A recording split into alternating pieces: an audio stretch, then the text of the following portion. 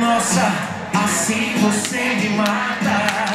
Ai, se eu te pego, ai, se eu te pego. Delícia, delícia, assim você me mata. Sziasztok! Na hát, az a helyzet, hogy volt egy tök jó kis szövegem itt megírva, de sajnos elfelejtettem, meg el is hagytam, mert le is volt írva. Úgyhogy most improvizálnom kell, remélem jó lesz. Na, hát valószínűleg azért már sokan úgy tudjátok, hogy nagyjából ki vagyok, na, láttatok erre-arra, de azért biztosan, hogy biztos bemutatkoznék. Baranyai Bencének hívnak, és én vagyok a 13. A uralkodó jelöltje.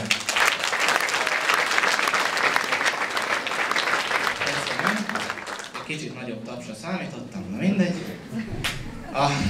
Köszönöm. Az a helyzet, hogy amikor ennyi ember előtt kell itt beszélnem, akkor mindig nagyon izgulok. Hát ez most is így van. Úgyhogy szeretném kérni egy kicsit a közönség segítségét, hogy segítsen oldani a helyzetet. Úgyhogy azt szeretném kérni, hogy tegye fel az a kezét, aki mondjuk izgult a hét folyamán.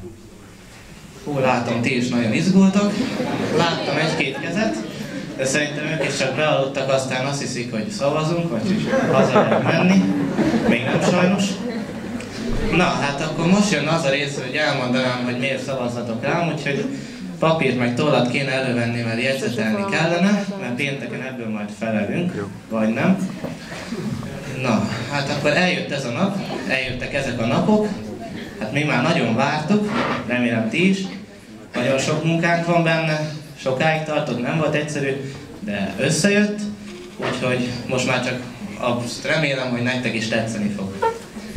Na, hát uralkodó jelöltnek lenni az nem egyszerű.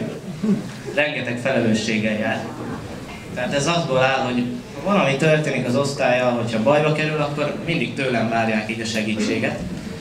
És hát ez nem mindig könnyű, sőt, nagyon nehéz, de a lehetetlen nem létezik. És így bármi is történik az osztállyal, bármivel is kerül szembe, én mindig segítek rajtuk. Az egyik ilyen hőstettemet videóra is vettük.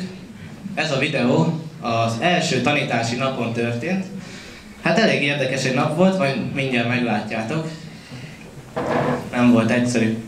Na, ez az egész kampány azzal kezdődött, hogy az osztályom engem jelölt uralkodó jelöltnek. Én ennek nagyon örültem, mondjuk egy kicsit meglepődtem, de nagyon örültem neki. Nagyon szívesen képviselem most itt az osztályt. Viszont ezt kevesen tudjátok rólam, hogy én igencsak maximalista vagyok, úgyhogy ha már uralkodó jelöltek, akkor én nem érem be ennyivel, meg is akarom nyerni a címet. De én ehhez egyedül kevés vagyok, a ti segítségetekre van szükségem. Úgyhogy most szeretnék kérni mindenkit, segítsetek bebizonyítani, hogy jó döntés volt engem jelölni, segítsetek, hogy én legyek az uralkodó, szavazzatok rám, szavazzatok a 13. A-ra!